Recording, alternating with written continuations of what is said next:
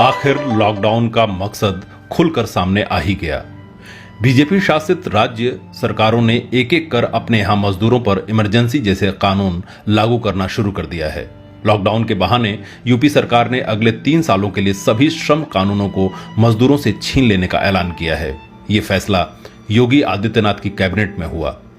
यानी अगले 3 साल तक उत्तर प्रदेश में कोई श्रम कानून लागू नहीं होगा और फैक्ट्री मालिक जैसा चाहें मजदूरों से व्यवहार कर सकते हैं।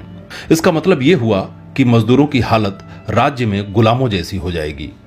उधर मध्य प्रदेश कानून बना रहा है कि नए उद्योगों और मौजूदा 40 मजदूरों तक वाले उद्योगों पर फैक्ट्री कानून लागू नहीं होगा। मालिक उनसे अपनी सुविधानुसार जैसे चाहें काम करा सकते हैं। श्रम विभाग और अदालतें इसमें कोई दखल नहीं देंगी।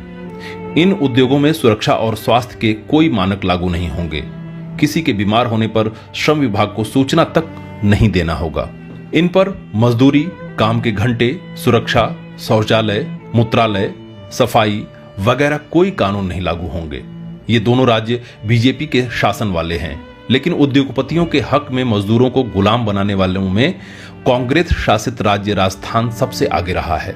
राजस्थान की कांग्रेस सरकार ने न केवल उद्योगों को कोरोना के समय में ही खोल दिया, बल्कि फैक्ट्री मालिकों को मजदूरों से 8 घंटे की बजाय 12 घंटे काम लेने का नया गैर कानूनी आदेश जारी कर दिया। 15 अप्रैल को जारी आदेश में राजस्थान सरकार की ओर से कहा गया है कि यह नियम अगले 3 महीने तक लागू रहेगा। लेकिन यह बात साफ है कि यह सिर्फ उद्योग जगत को इशारा भर है। जब 12 घंटे काम सामान्य बात हो जाएगी तो आदेश वापस लेने के बावजूद उद्योगपति इसे जारी रखना चाहेंगे। पूंजीपतियों की इस सेवा के लिए मुख्यमंत्रियों की बैठक में नरेंद्र मोदी ने खास तौर पर कांग्रेसी मुख्यमंत्री अशोक गहलोत की भूरी भूरी प्रशंसा की और इसे बाकी राज्यों के लिए मॉडल बताया। इससे पहले गुजरात के उद्योगपतियों की संस्था ने सबसे पहले सुझाव दिया था कि लॉकडाउन के कारण उद्योग धंधों में आई गिरावट की भरपाई के लिए अगले 1 साल तक यूनियन बनाने पर प्रतिबंध लगा दिया जाना चाहिए। आइए जानते हैं कि इन कानूनों का क्या असर होगा। यूपी में श्रम कानूनों को स्थगित करने का मतलब है कि न तो यूनियन बनाने, न हड़ताल करने और न ही मजदूरी, बोनस या इंसेंटिव बढ़ाने की मजदूर कोई मांग कर सकेंगे।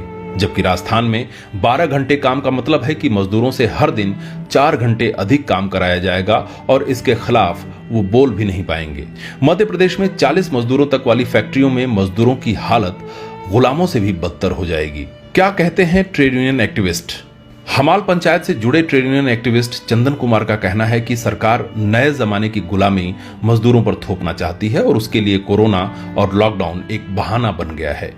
उनका कहना है कि यही वजह है कि केंद्र और राज्यों की बीजेपी सरकारें मजदूरों को घर वापस भेजने में हीला हवाली कर रही हैं और कर्नाटक की बीजेपी सरकार ने तो ट्रेनें रद्द करने का फैसला ले लिया। इससे ये बात बिल्कुल स्पष्ट हो गई है।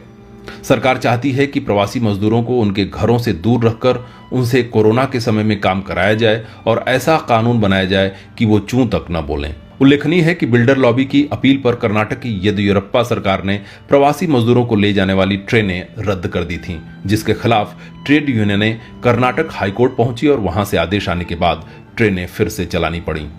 विपक्षी दलों ने कर्नाटक की सरकार के इस फैसले को आधुनिक जमाने की गुलामी करार दिया है।